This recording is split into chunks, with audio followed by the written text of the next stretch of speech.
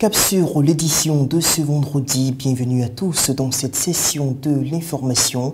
Voici le sommaire de ce journal. C'est avec stupéfaction que l'Amérique a découvert le visage de l'auteur de la fusillade de Charleston. Hier jeudi, Dylan Roof a été appréhendé par la police après plusieurs heures de cabale.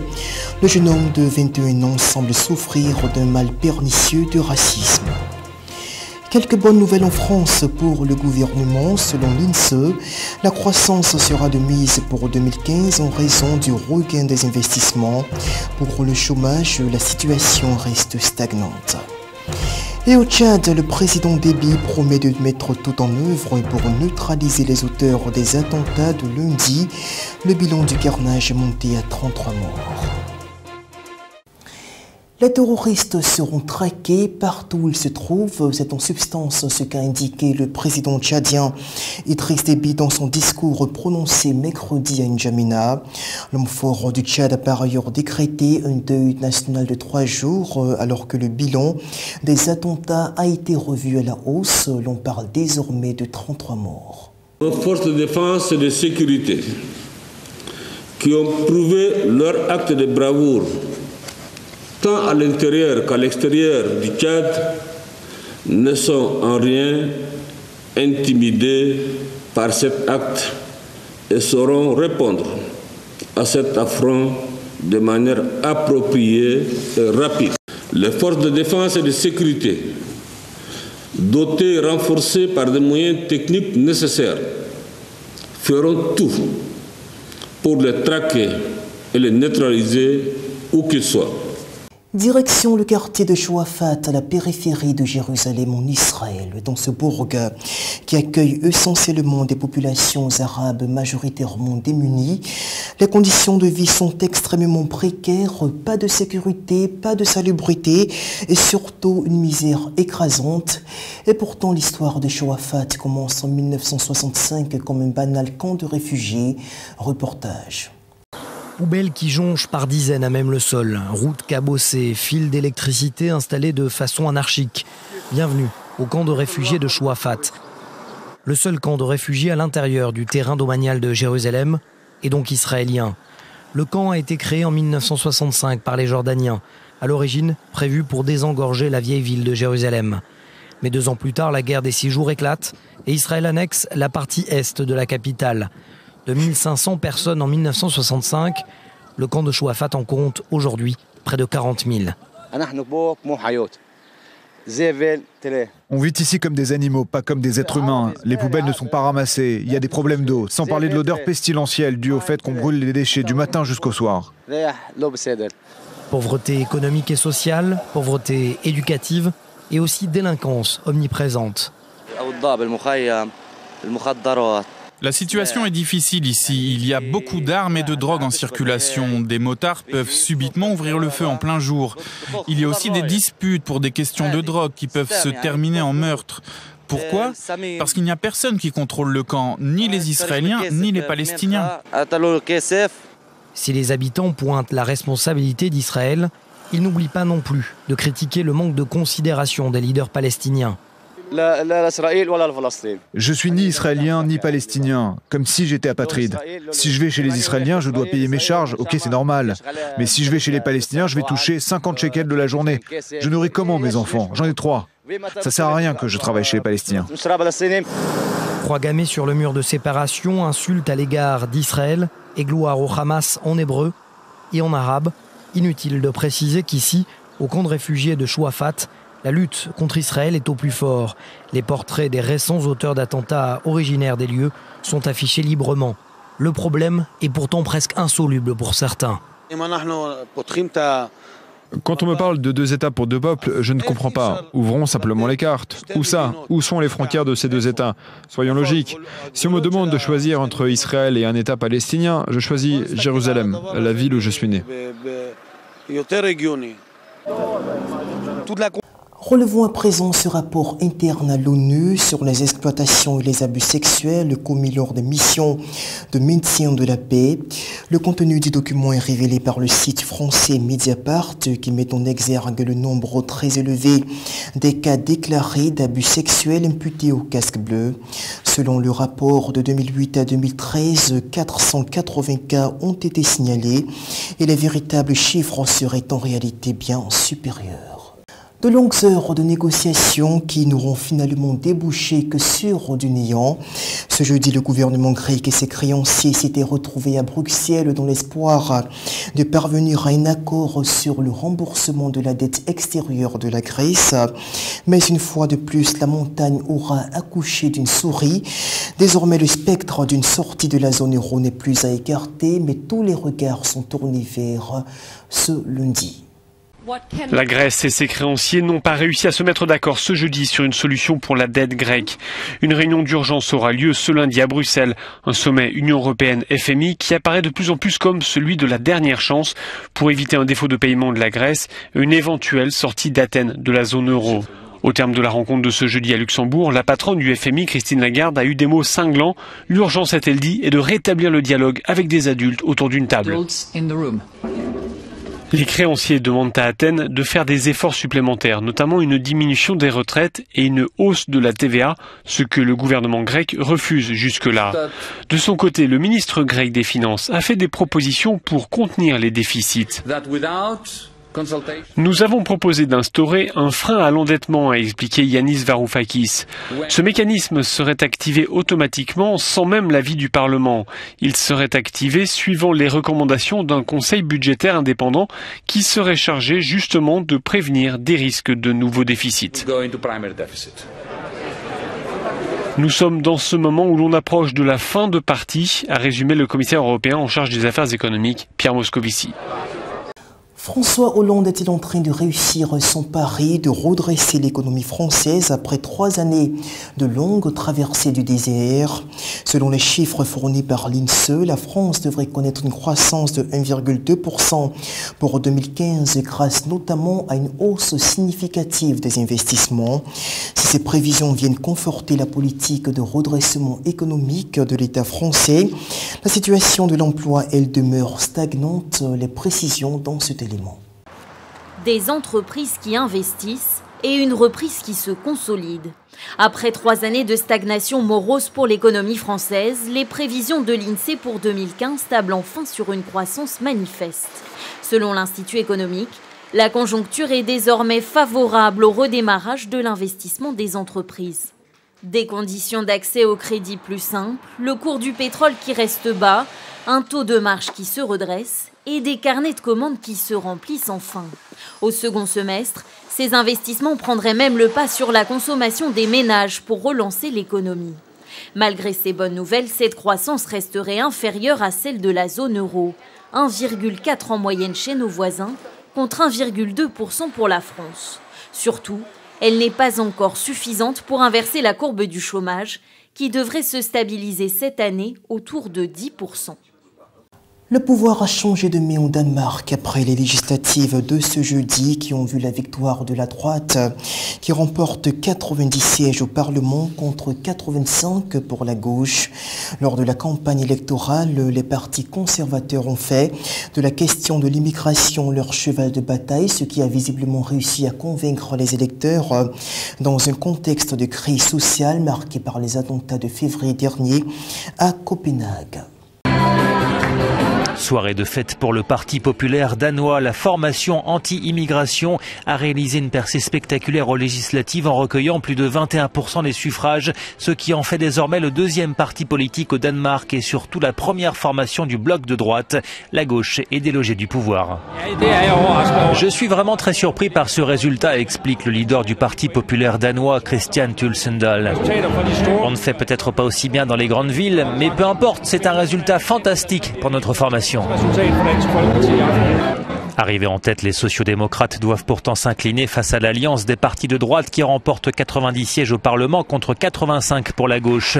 La première ministre sortante, Helle Thorning-Schmidt, a reconnu sa défaite, mais elle n'a pas manqué d'ironiser sur les difficultés qui attendent son successeur. Il revient maintenant à Lars Løkke Rasmussen de former un nouveau gouvernement.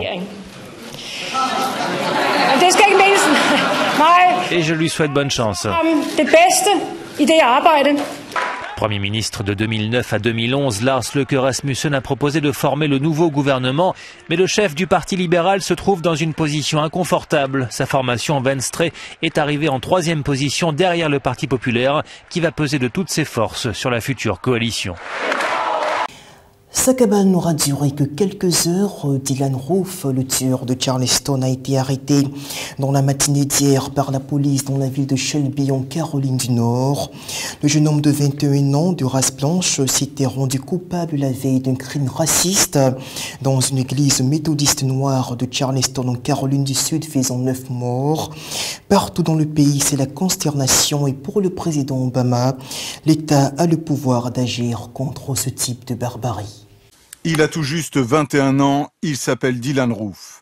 C'est l'auteur présumé de la fusillade dans une église de Charleston, en Caroline du Sud, où 9 personnes noires ont trouvé la mort. Il a été arrêté il y a quelques heures. Sur ces images, on voit ici la voiture à bord de laquelle il s'était enfui. C'est dans cette église que le drame s'est produit, une des plus anciennes du pays fréquentée par la communauté noire. Hier soir, les secours sont appelés en urgence pour une fusillade dans le bâtiment. Sur ces photos, on voit Dylann Roof entrer. Il est resté près d'1 heure à l'intérieur avant d'exécuter ses victimes, 6 femmes, 3 hommes. Il aurait dit à une personne, « Toi, je ne vais pas te tuer pour que tu racontes ce qui s'est passé. » Très vite, des membres de la communauté noire se rassemblent et prient ensemble. Nous sommes une communauté qui essaye de vivre et de survivre. Pourquoi doit-on supporter ça? Le président Obama, très ému, vient de s'exprimer. Ce type de tuerie collective n'arrive pas dans d'autres pays civilisés. En tout cas, pas aussi souvent. Et nous avons le pouvoir d'agir contre ça. L'émotion est considérable à travers tout le pays. À l'heure actuelle, de nombreuses messes œcuméniques se déroulent pour rendre hommage aux victimes. Qui est justement Dylann Roof, ce jeune meurtrier que vous venez de découvrir dans l'élément précédent? Selon les premiers éléments de l'enquête, le jeune homme nourrissait en lui des appréhensions raciales très fortes, comme le témoigne d'ailleurs l'un de ses amis. Ce dernier a d'ailleurs révélé que cela faisait au moins 6 mois que Dylann préparait son forfait, après avoir reçu en guise de cadeau d'anniversaire un pistolet de son père. Imperturbable, sûr de lui, Dylann Roof ne répond à aucune question quand il est embarqué par la police. Le jeune homme a 21 ans, il est déjà connu pour des affaires de drogue. Sur sa page Facebook, cette photo de lui, le regard dur, il arbore sur son blouson un drapeau de l'Afrique du Sud époque apartheid, ainsi que le drapeau de la Rhodésie, l'ancien nom du Zimbabwe, 2 références explicites à la ségrégation raciale. Dans l'église où il a tué 9 personnes, il aurait dit juste avant aux fidèles noirs « Il faut que je le fasse. Vous violez nos femmes et accaparez notre pays. Vous devez vous en aller. » Un crime motivé par la haine, cela ne fait aucun doute selon l'un de ses amis. C'est un crime raciste, il me disait que les Noirs prenaient le pouvoir et qu'ils voulaient instaurer un système ségrégationniste. Les Blancs avec les Blancs et les Noirs avec les Noirs.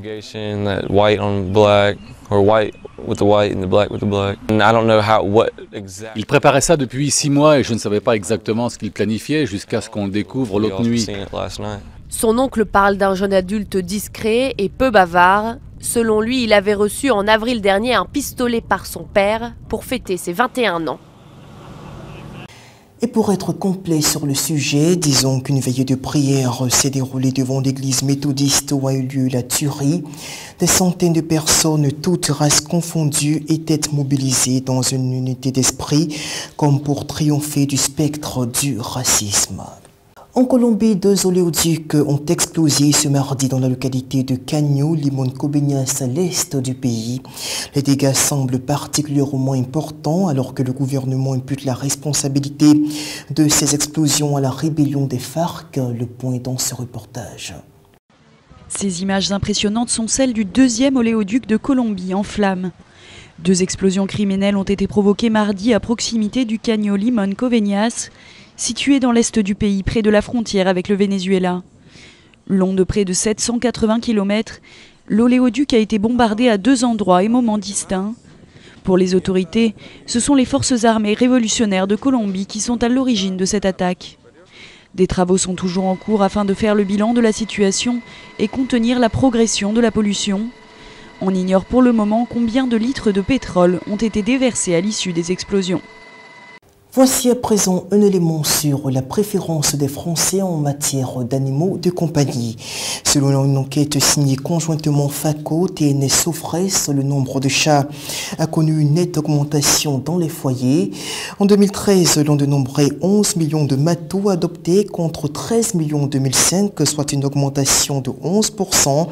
Dans le même temps, la proportion de chiens a baissé de 2% et pour les adeptes de chats, cet animal fait du bien à la santé. Avec ces quelques images, vous allez facilement comprendre pourquoi les Français préfèrent les chats. Craquants, non? Ouais, ils sont trop mignons, tout bébés et tout. Ouais. Le chat, c'est un animal qui est magnifique, qui est mignon, il nous plaît à tous. Dans nos foyers, il y a maintenant près de 13 millions de ces petites bêtes. Elles ont même détrôné les chiens. C'est assez demandé, effectivement, parce que voilà, ce sont des petits chats qui sont très joueurs, très actifs, qui aiment bien participer à la vie de famille. Ces petits minous, on les aime tant, à tel point qu'un concept assez fou a vu le jour. Ça vient du Japon et ça cartonne à Paris. Le bar à chat. Les chats sont en totale liberté à l'intérieur du café, c'est leur maison, c'est leur nouvelle maison. Et les clients sont des visiteurs qui viennent profiter de leur présence en consommant quelque chose. En gros, boire un café en caressant un matou, il paraît que ça fait un bien fou. Qu'est-ce que je ressens? J'adore les chats, moi. Voilà. Donc c'est très agréable de voir cette petite bébête. Je sais pas comment il s'appelle, mais il est très détendu et très mignon. Le chat, ça fait du bien, on appelle ça la ronron-thérapie, ça s'impose de plus en plus chez nous. Saviez-vous par exemple qu'à l'étranger, certaines sociétés livrent des chatons à domicile pour quelques heures, le temps de se remettre par exemple d'un gros chagrin. Terminons avec la rubrique religieuse de ce journal pour relayer d'abord ce témoignage mis en ligne par le site Christian Today qui rapporte que les familles des 21 chrétiens égyptiens exécutés en Libye ont pu visionner la vidéo tournée par les djihadistes eux-mêmes. Leur tristesse a été remplacée par la fierté de découvrir que les martyrs ont crié à Jésus avant leur exécution et n'ont pas renié leur foi. Lorsque nous avons vu sur la vidéo qu'ils ont été tués pour leur foi en Christ, nous avons trouvé du réconfort parce qu'ils sont les enfants de Dieu et qu'il les a repris à lui, a déclaré Bebaoui Al-Ham, dont le frère Samuel a été exécuté. Bien que Samuel laisse derrière lui une veuve et des orphelins, les membres de sa famille disent avoir pardonné aux djihadistes et prié pour eux. C'est le 15 février dernier que la branche libyenne de l'État islamique avait mis en ligne la vidéo de l'exécution de ces 21 chrétiens coptes égyptiens. Et au Soudan, le procès des 2 pasteurs arrêtés dans les mois de décembre et janvier dernier a débuté ce lundi 15 juin. Malgré la quasi-absence de témoins présentés par l'État, le procès se poursuit. Les 2 hommes risquent la peine de mort pour espionnage, appel à la haine contre le gouvernement et perturbation de l'ordre public. Jusqu'à présent, le gouvernement n'a présenté qu'un seul témoin qui a répété sans cesse les mêmes accusations sans donner de preuves formelles. Malgré cela, le procès n'est pas encore clos et le sort des pasteurs Yat Michael Roth et Peter Yainwright est encore incertain. C'est donc sur cette information que l'on se sépare pour aujourd'hui. Je vous demande tous d'intercéder en faveur de ces hommes de Dieu qui subissent la persécution au Soudan. On se retrouve demain samedi pour une autre édition de l'information sur la chaîne de la vie. D'ici là, portez-vous bien et que Dieu vous bénisse. Au revoir.